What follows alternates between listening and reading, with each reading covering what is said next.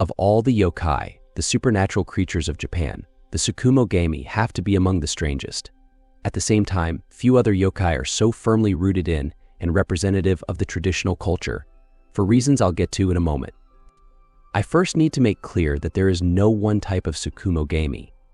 There are potentially thousands because, unlike better-known yokai like the kappa or kitsune, Tsukumo-Gami is a collective term for an entire class of monsters with different appearances but a common origin. And yet they all have one common trait which makes them surprisingly easy to recognize should you encounter one.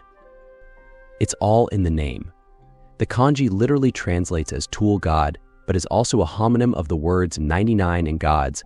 This is not 99 as in the number of the creatures, but represents 99 years, which can be taken literally, but is usually interpreted to mean a long time. Also keep in mind that the suffix gami doesn't always mean a god as thought of in the West. It can refer to anything from a powerful deity, like the sun goddess Amaterasu, to any spirit which deserves respect. In some accounts, Tsukumo-Gami is translated as the ghosts of old tools, emphasizing their spirit nature. Japanese tradition is strongly animist, which simply accepts that almost any item can harbor a soul of its own. This didn't apply to tools alone. The older a well-used item was, no matter what it was, the more chances it could develop a soul and come to life. You see where this is going. Any tool or appliance that has served their owners faithfully for many years has the potential to transform into a Tsukumo-Gami. As for how you'd recognize one if you met them, just look at them. A Tsukumo-Gami never completely abandons its original form, however much it changes. The creature in the shape of an old black kettle, Tsukumo-Gami. The skinny critter with the axe-shaped head, Sukumogami. That old gaming console demanding you play with it? You get the idea. While the potential for a Tsukumo-Gami to be almost anything held true, there were a few more common types, two of which were the karakasa and the burabura. The karakasa was an ordinary paper umbrella, except with one large eye, a lolling tongue, and one hairy leg instead of a handle. A burabura was a paper lantern with a leering face, usually lit with a candle within like a jack-o'-lantern. They were mostly harmless, except for their tendency to startle people with their sudden appearance and scary faces. Nor was the potential for a Tsukumo-Gami limited to tools and household appliances. Another top contender was a child's toy, such as a doll. One account speaks of a woman of the Ainu who had trouble bearing children, who would always miscarry. The culprit turned out to be a wooden doll that the woman had loved as a child and later discarded. The doll was found, repaired, and given a place of honor in the home. After that, the miscarriages ceased. To this day, one way to avoid a situation like this is have memorial services for certain items, such as dolls, when their service to their owners comes to an end.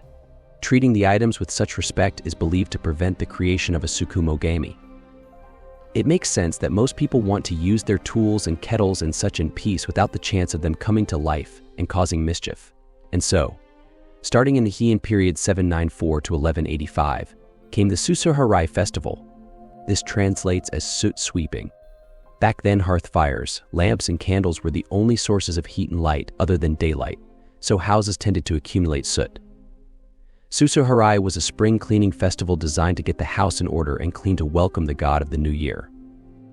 It was common practice in the Heian period to gather up old tools and teapots and the like and discard them during this time, in the hope of preventing them becoming Tsukumo-Gami. This turned out to be a very bad plan. Instead of preventing the transformation, an old tool's resentment at being discarded after many years of faithful service was often enough to make the transformation to Tsukumo-Gami happen immediately regardless of their age. Worse, in a major center like, say, the capital Heian-Kyo, this meant during Susuharai, there was a great potential for an awful lot of Tsukumo-Gami to be created all at once. A 15th century account titled Record of the Ghosts of Old Objects claimed this actually happened. It said that so many objects discarded during Susuharai came to life at this time and were so furious and resentful at being discarded that they formed an angry mob.